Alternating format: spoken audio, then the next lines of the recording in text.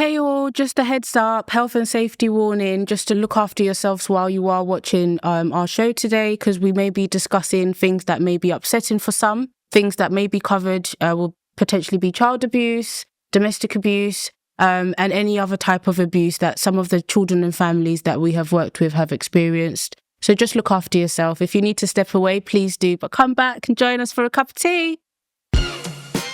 I think it's that terminology that we use, and I keep hearing it, referral, that people are like, what do you mean, a referral? And you're like, we can discuss the referral when I come and visit you. And then it's like, come and visit. Visit? What do you mean you're coming to visit? So if we recommend it to families and we think, you might benefit from, maybe a parenting class or parenting support. And again, people always go like, parenting, like, what do you mean parenting support? Who to who? Where's the manual for parenting?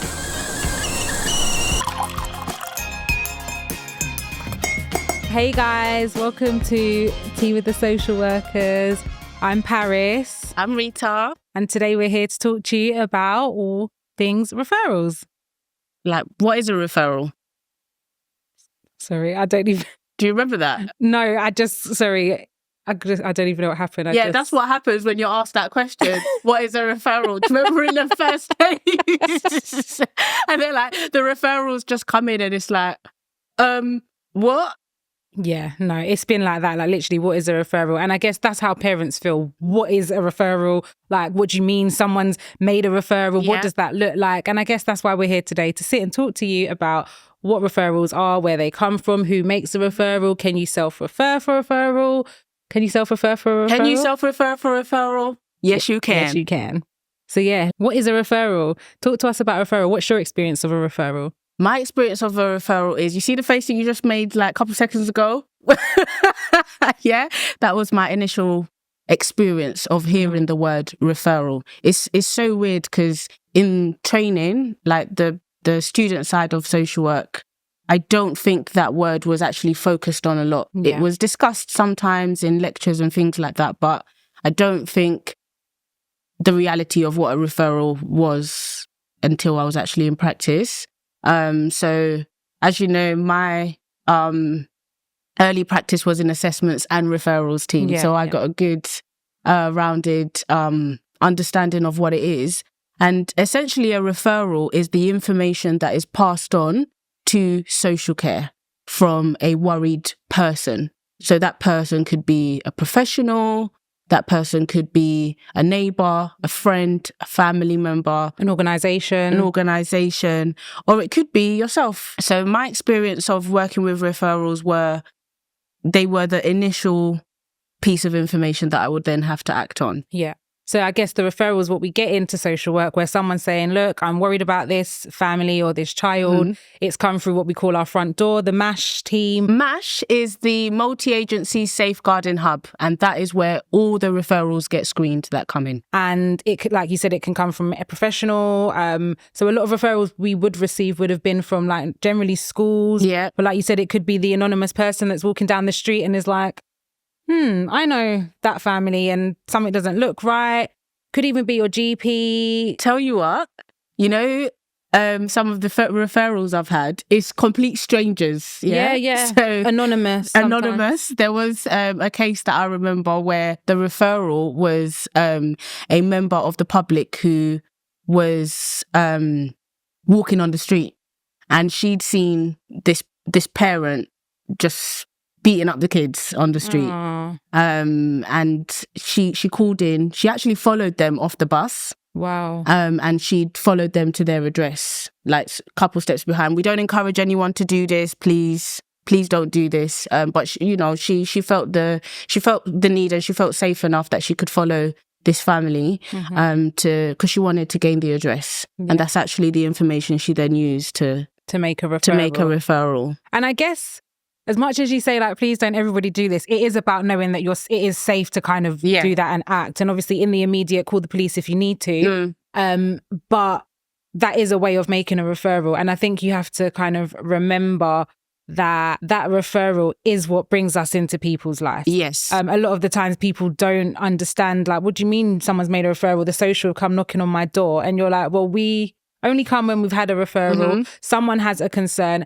And I guess it's also important to note that actually not every referral means there's going to be some type of intervention from social care. So sometimes we will just get a referral and it will be like, okay, this is the information that we've received. Someone has concerns. We know nothing about this family, or we've never had any kind of involvement with this family. So actually it's quite low level, and maybe we don't need to intervene at this point. We might just give mum a call or give dad a call or parents a call and just let them know that, look, we've received a referral. This is what's been said. See what the parent kind of says to it. They sometimes can have a reason as to why that took place, or they might say, you know, we're going through financial difficulties at the moment, so things in the house are really stressful. And social care might just say, well, look, here's some services that you could utilize or use, and actually we're not going to take any further action at this point. And I think that's something that a lot of people don't know. I think they just think we come barging in, all guns blazing, or they think literally a referral means intervention. They're coming in, and that's not the case. So I think that's quite good and something to clear up. Like, can I ask you, what's the wildest referral you've ever got? The wildest referral I've ever got. That's really difficult. I think a lot of, instead of picking just one, I'll just say my most challenging referrals, or the wildest, generally tended to be ones where there was domestic abuse. Yeah. You know, I've had referrals of women jumping out of windows,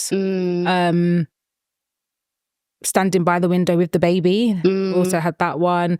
Yeah, quite scary, dangerous referrals that actually sometimes require intervention like today, as opposed to like, right, you've got, 48 hours to make contact with that family. Yeah, I'd probably say generally domestic violence. And I guess also where you've got kids missing. You might have a young person and it's like, actually, sometimes parents might have delayed reporting that their child's missing. So actually by the time you've kind of got this referral, it's like, okay, this young boy or young girl's been missing for, 24 to 48 hours already. And you're like, okay, this is coming late. Like, this should kind of be an urgent. What do you mean they haven't come home? So instead of wild, I'd probably say scary referrals. They can be quite scary because you're like, God, what do I do? Yeah, what do I do? And it's a scary situation to be in. Like, oh my God, now I've somehow got to find where this child is. With the lack of services that I guess we have. And sometimes parents are like, yeah, like, he's disrespectful, I don't care, like, you go and find him, that's not my problem. Like, we have had that before. Or you sometimes get the mum who just has no clue where her child is and she's really like worried and scared. I've had that over the weekend. And a mum didn't know where her child was, and they were just like loads and loads of voicemail messages where we'd been trying to engage the family, didn't know where her daughter was, and she just left like crying voicemails on the out of hours phone, just like, where's my daughter, she needs to come home. So yeah, that's quite sad and scary. Yeah, I agree with you. I think some of my most challenging referrals have been when I was working in the contextual safeguarding team. So that's where you're working with adolescents, sort of like 16 to 18, but sometimes we would get the younger ones. Sort of, I think my youngest one was just turning 10. Wow. And they were being exploited in the community, county lines, so they would go missing frequently for long periods of time, uncontactable. Or what would happen is perpetrators of that sort of abuse would become really clever at knowing how the social work system works. So what they do is they make them check in, because they know that if the police hear that you've spoken to that child, they're probably not going to respond in the same way. So it's those ones that I would carry home, and I would be super worried about what's going to happen. So you mentioned county lines. So just to explain what county lines is, county lines are the lines that are kind of off of the outskirts of London, and generally young people are exploited and used to bring drugs back and forth between like London and the counties. So that is county lines. I suppose the question that took me a long time to answer is, what happens when a referral comes in? What do we do with that? So what's your experience of once you get a referral, what to do with it? So I guess when I worked in children and families, that I also was in the assessment and referrals team. So when that referral came in, I think you had 24 hours. Within 24 hours, you kind of read through the case and make contact with that family just to let them know that you've received a referral. And again, I think it's that terminology that we use, and I keep hearing it, referral, that people are like, what do you mean a referral? And you're like, we can discuss the referral when I come and visit you. And then it's like, come and visit. Visit? What do you mean you're coming to visit? And then it's like trying to explain to this person over the phone, look, we've received a referral from, say, school concerned. And then already if that can get their back up, because they're like, school? Yeah. Like, school didn't say anything to me. And that's also something for our professionals to kind of know and understand, that if you are making a referral for a child, you need to be letting the family know. The family need to know that you're making this referral. And that's how it makes our job better and easier for us to communicate with families, so that they're not just hearing from us and they're like, what do you mean a referral? Yeah. They should be aware that actually, look, we think that you need some support at home. We have these concerns, so we are going to be talking to social care and we'll be putting a referral through. And once we put that referral through, this is what could be happening. And I guess how we work, or how I used to work, was that I would always let my families know, okay, now we've got the referral, this is what's going to happen. Yeah. So I need to now do a Section 17 assessment. With doing this, I need to gain your consent. Once I've gained your consent, this is for me to speak to other agencies such as school, even though we've already spoken to them. I need a little bit more information from them. I'll contact your GP and I'll contact any other organisations working with you. And I think if our other professionals outside of social work are able to explain that to parents, then they kind of know what to expect when we call. But I feel like where that's not always explained, or they've just put a referral in without speaking to the family, that's where we get that kind of backup from families, or families put their backups to us. So once we get that referral, we think, okay, we're going to do a Section 17.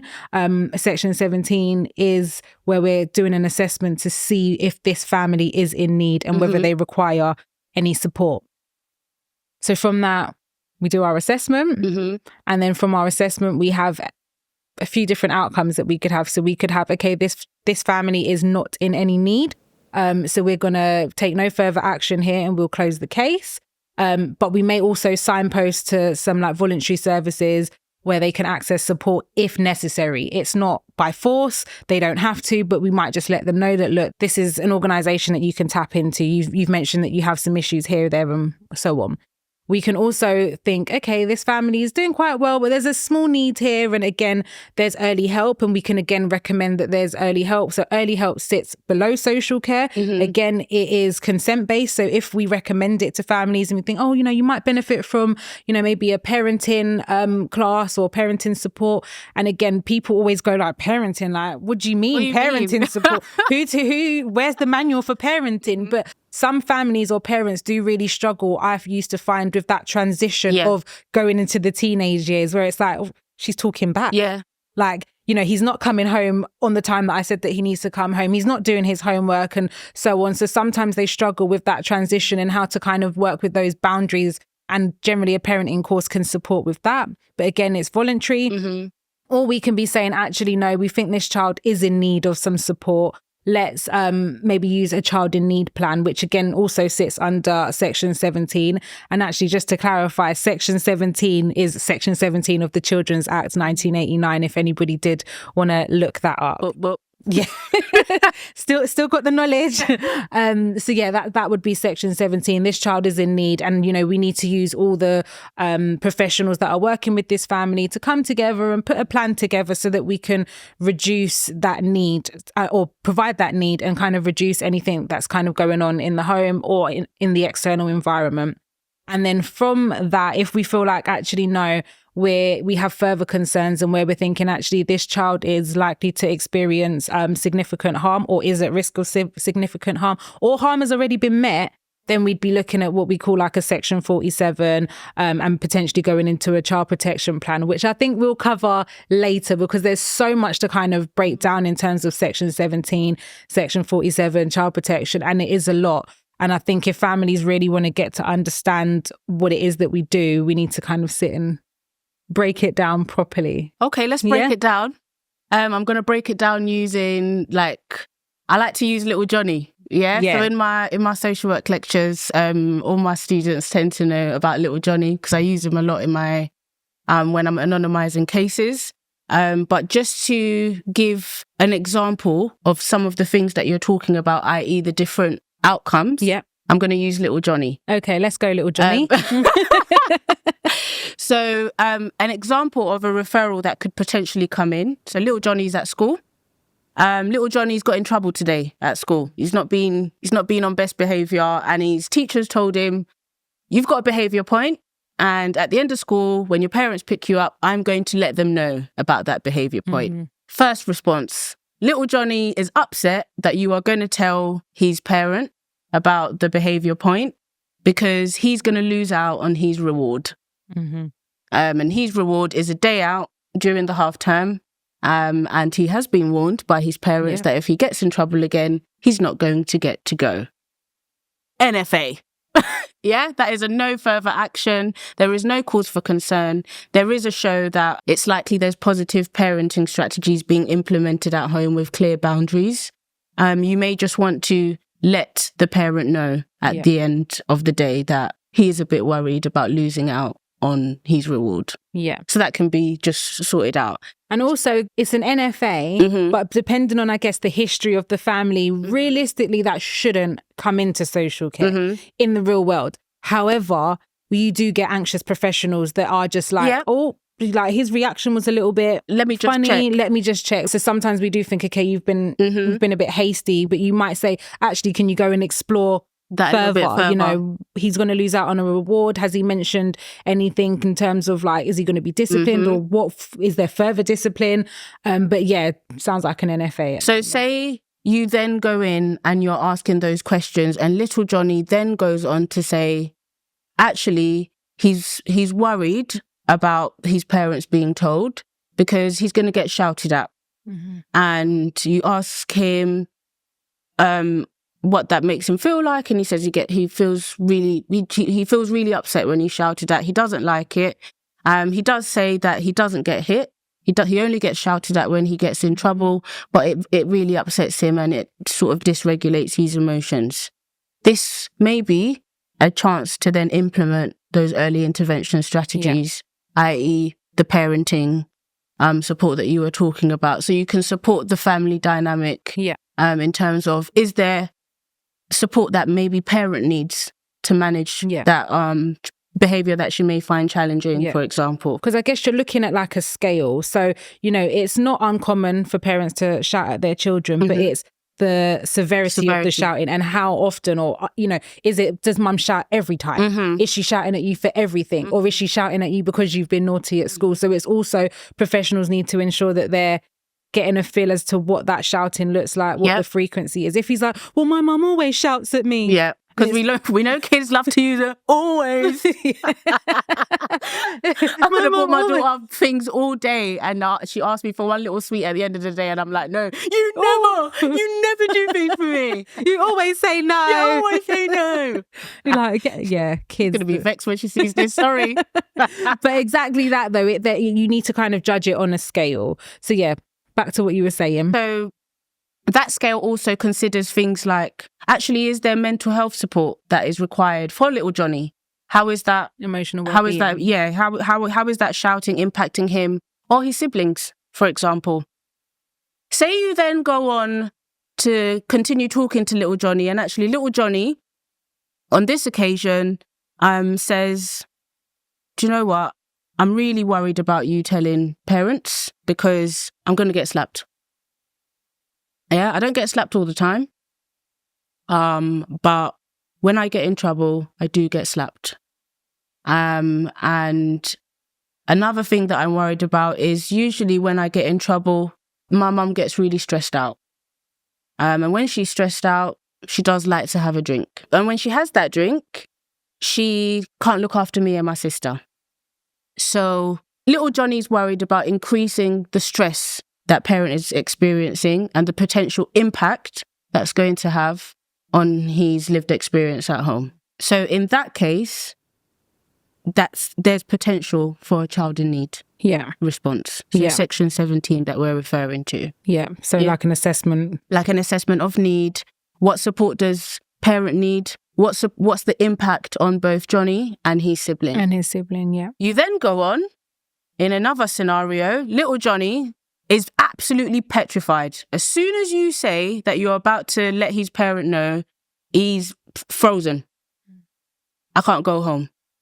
You cannot tell my parent at the end of the day today that I've got in trouble today. Because if I get in trouble, I'm getting beats. Yeah. I got in trouble the other day at home because I broke a glass, and this is the bruise. And little Johnny proceeds to show you the bruise. Little Johnny also proceeds to say that there are various other bruises on his body that have come over different periods of time when he gets in trouble.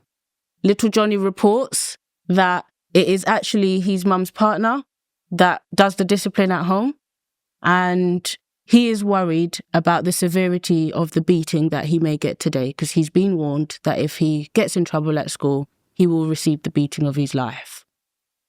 This is very, very likely a Section 47. Harm has been met, and we have cause for concern that little Johnny is at imminent risk of harm. Yeah. So that's just how I use little Johnny and his scenarios to show what you was talking about. The tiers of consent, or the tiers of intervention even. And I guess it also needs to be said that it doesn't always come out like that. Little Johnny's not always going to be like, yeah, this is what's happening to me. Like, you will be, quote unquote, lucky if a child's just going to start singing. It takes direct work. It takes getting down on the floor, sitting down with them to try and understand what their lived experience is, getting them to, you know, do some colouring while talking to them about what home life looks like. It never just comes out never. And even little Johnny might say these things, but they might not say it directly to you or directly to the teacher. It might be like, oh, I'm going to get beats when I get home. Not thinking that the teachers heard it. So yeah, I think it's just important to kind of... Definitely agree with you, because sometimes concerns that have been shared that a child is worried is actually they've shared it with a friend. Yeah. So that friend has then gone and told the teacher. Yeah. That so-and-so was crying in the toilet and they said that this happened. Or we were just talking in the playground and this child has just said this disclosure to me. Yeah. So also support would have to be put in place for that friend, the other child.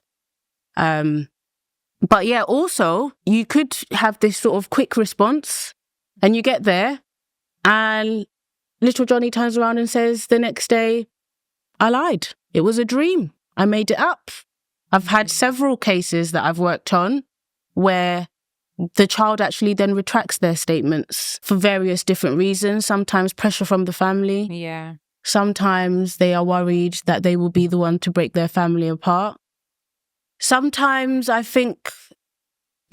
sometimes what's being shared with me by some of these children is, I just don't want my life to change. Like, I know I get beats, but I love my family, and I don't want my mum to get in trouble or my dad to get in trouble. I know they do it because they love me. Yeah. I've had a young person who kind of said, my mum does it to discipline me. And she quoted, spare the rod. Spare the rod and spoil the child from the Bible. Yeah. Okay. Yeah, she quoted that. And a lot of times people like to say, oh, it's part of our culture. Like, this is how we discipline our children. And, mums or parents will say, my mum used to beat me and, look at me now. And I'm fine. And These times we're going to therapy. Yeah. Yeah. And everyone needs a little bit of therapy. But yeah, it doesn't justify how we bring up our children today. And I think there is a lot of research out there that shows that actually that type of discipline in terms of harming children and hitting them to discipline them doesn't actually work. Yeah. And that is also why parents tend to have to repeatedly hit their children, because it hasn't worked the first time. And that's where I guess, we're trying to use interventions such as parenting support, whether that be one-on-one with a family support worker or support from a social worker or a parenting class to kind of help people use different methods to discipline their children. Because children are resilient. I know myself when I was younger, it got to a stage where it's like, if I'm going to get the beats anyway, I might as well do what I want to do. It's not a deterrent, just letting you know, especially as you're entering the adolescent age, your identity is forming. And that's generally the time that parents start reporting about conflict between them and their children. But in terms of like a referral, what do you think makes a good referral?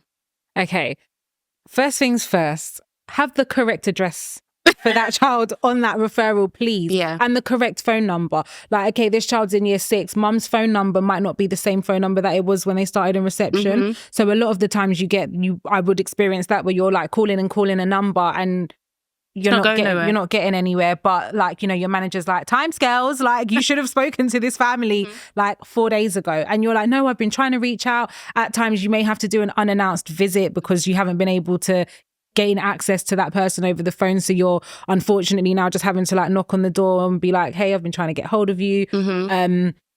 So for me, yeah, definitely having the correct information for the family to get on there. Because again, it just helps with building that rapport. They don't want me to just turn up and be like, sorry, I'm turning up unannounced. I don't like anyone turning up unannounced, let alone an authoritative figure. Like, exactly. What you want? Like, I'm not even dressed. Hide your kids, hide your wives. But yeah, so definitely the correct information for the family. We like to know how many children are in the home. I get it. Sometimes, you know, one child might be in primary school and there might be another in secondary school. But again, it takes having that conversation with that child when they've made a disclosure or they've made an allegation and saying, you know, like, okay, like who's in the home, who lives with you, just going that little bit further. So are there other children in the home? Is it just mum? Is it mum and dad? Is it mum and mum's partner? Is it just dad and dad's partner? Like, we like to know who's in the home before we go there. And then a good referral is detailing what the child has actually said. To the things. Like verbatim if possible. I don't like this. He said this and it sounded like that. Who is he? Who is she? Who is he and who is she? But literally, yeah, just stick to the facts. Yeah. Everything needs to be factual. So please, yeah, this is what the child said. I asked the child this and they responded to say that. We like a bit of history as well. So what have you done with this family or this child prior to you making a referral? Because like we said, not everything warrants a referral straight away. We have to put things into perspective and understand that, you know, times are hard. Everybody's struggling. Life is lifing. Life is lifing us all. Even this social worker here, life is lifing. So yeah, just give families that chance as well to kind of understand the context of how things happen.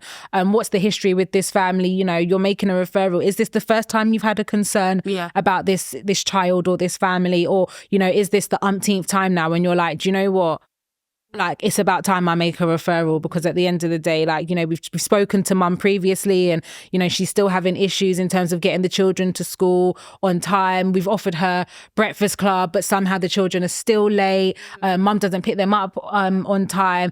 Actually, we understand that, you know, there's been marital discord. So, you know, that, you know, parents might have split up and you can see that there's a bit of a difference in one of the children. They're coming in, they're a little bit more upset, they're a bit down. You ask them what's wrong and they might kind of say, oh, you know, the police came over last night. Mum and dad were arguing again. And just, getting the facts, speaking to the children before you make that referral and having those conversations with families, one, to let them know that you're making a referral, but also to get the context as to, you know, little Johnny said this is happening at home. Like, what does mum say? So that we can see, okay, you've spoken to mum and mum has said this. Because also, not to say we're trying to catch parents out, but we want it to correlate. Yeah. So when we speak to mum and we say to mum or dad, okay, this is what the information that we've had, what do they say? Do they say the same thing that they said to the school, or is it a whole nother story? A whole nother story. Because that's happened as well. Of course it happens. And it might be that actually there's a lie, or it might be that there's just multiple things happening. And on that occasion, that is what happened. But on another occasion, it was something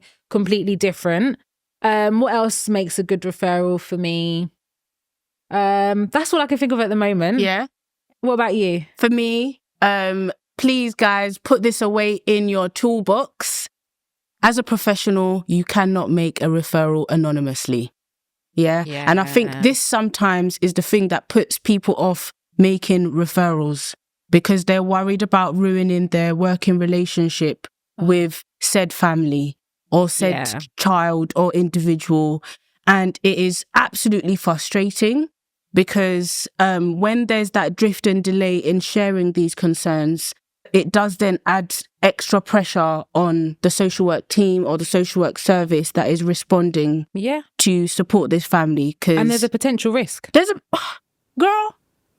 And actually, what we should be doing as part of our referrals is naming the things that we are concerned about. Because what you're doing when you are concealing your concerns from a family is you're not mirroring what you're actually asking them to do, which is to raise this child in a healthy and safe way. And if you're not sort of mirroring what open, honest communication looks like by saying, hey, I've been working with you. We've built a good working relationship. I'm worried about little Johnny.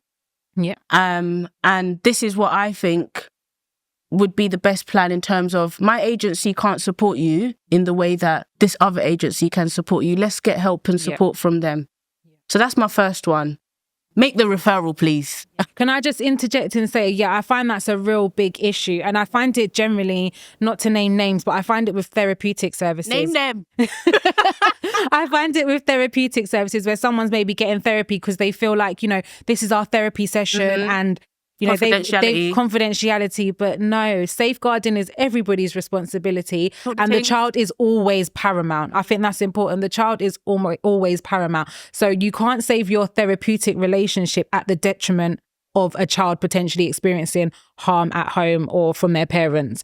So I think, that's important. I'm so glad you've brought that up, because actually there's no therapeutic intervention that is going to be wholly effective if that child's social environment or the social element of their lives aren't addressed either.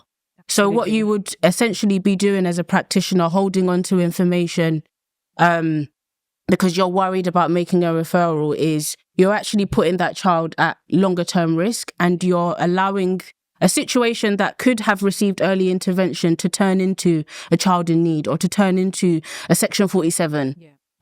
So that's my first sort of fun fact. So put that away in your toolbox, guys. The second thing that I think makes a good referral is when the focus of the information that is being shared is focused on the impact on the child. Numerous referrals that I've received where people are saying, Mum's doing this, Mum's doing that, Mum's doing this, Dad's doing that, this person's doing this person's doing that, this adult is doing this. That's all well and good. But what is the potential impact on the child? And this is more to professionals. I'm putting this because we are all qualified and have the same sort of skill base in terms of being able to pick out what the potential impact on that child is. So is there an impact on their educational development? Are you hearing them staying up late at night and you're worried about their social development, for example? Are you worried about the impact on their emotional development? It just makes it so much easier to triage that case. But for people who may not have that professional knowledge or skills to be able to identify what the impact on the child is, just let us know your thoughts. And what have you seen? Because sometimes you've seen the impact and you need to be naming that. So actually, this is what's been happening at home. That, parents are going through a divorce. There's been a few domestic issues. The police have been coming around. Well, actually, now that you've seen the child at home by themselves. And is that because, now there's two single parents, actually, mum can't do that pickup anymore because she's at work. And is this child now just having to come home by themselves and they're just home alone, and actually they're not at an age where they should be by themselves at home? And you might just be seeing that as the neighbour, like, oh, I've noticed that little Johnny is, walking home from school by himself now, but he's only in, I don't know, year 4. And we always say that there isn't actually an age where this child can be at home by themselves. It is based on the individual child and their kind of ability and I guess their maturity or lack of maturity. So it doesn't mean that actually, there's a, 12-year-old that's bringing herself home every day. That generally should be okay. But then it might be slightly different for a 12-year-old with additional needs. So it's as a neighbour or someone on the outside looking in, you might be seeing the impact as it is. So name that in your referral. I'm always asked this question. Am I allowed to leave my children at home alone? What age? There is no age that is put in legislation that, 13 or 12 or 15. There's no age. It really is just what you've just said there, which is it's dependent down to the discretion of the parent and how independent and safe they feel that their child is. Like what independent skills does that child have at that particular age for you to feel that you could leave them? You've got year 5s who are allowed to walk home from school alone. Then you've got year 8s who are picked up every day because they can't be trusted on their way home. Do you know what I mean? So it really does depend. But those two things are the things that I think are really important for me when I receive a referral. So who's made it? What are your concerns? Have you actually shared the full information? Because I've had this as well where part of the information is being shared because people have made promises that they're not going to share. I'll share A, B, and C, but I'm not going to share the rest because I've promised you. Yeah, rule number 1, no promises. Don't be making promises. Absolutely. And I remember being taught that at uni, like never ever promise a family or a child that you can do X, Y, Z, because when you break that promise, you can be adding to the promises that other people have broken for that child or that person. And actually, sometimes you just can't do it. You say, I promise I can do this. And your manager's like, no, you can't give them. No, they can't have Section 17 money. And yes, there is Section 17 money out there that managers never want to allow to be out there. But yeah, funding is a big issue. But yeah, absolutely. So yeah, no promises, please. Yeah. It really just took me back to when someone had made a promise to a family that they were working with that they were going to be able to deliver X, Y, and Z. And that family really lived their life for the next couple of months with that in view of that's what's going to happen. And when we went into the sort of child protection arena, as the case progressed, those things, they were no longer able to access those things. And it had a very, very big impact on mum's mental health, on grandma's mental health as well, but also the children, because living in anticipation of this thing that they've been promised that is coming, and it just never happened. Yeah, and it can really ruin the relationship. And how do you come back? Because essentially, you made a promise. Unfortunately, it's easy to say, oh, sorry, we're not able to do that anymore. But to that other person, that service user, that family, that child, you've lied. Mm-hmm. And you don't sit there feeling like, oh, I've lied to this family. No, you lied. But yeah, that's how they feel. They're like, no, you lied. And then it just makes the working relationship really difficult. Some families are really like, snap back with it real easy, and anything now that you want to offer, they're like, well, can you even offer that? Mm-hmm. Can you really do that? And then it just really creates tension and difficulties in that relationship with that family. So always be honest, never make promises. And just, be honest with the family, so that we can have that easy relationship. It's never going to be easy, but it can always be easier if we're open and honest. I just remembered something, just last thing of what I think makes a good referral. Language, guys.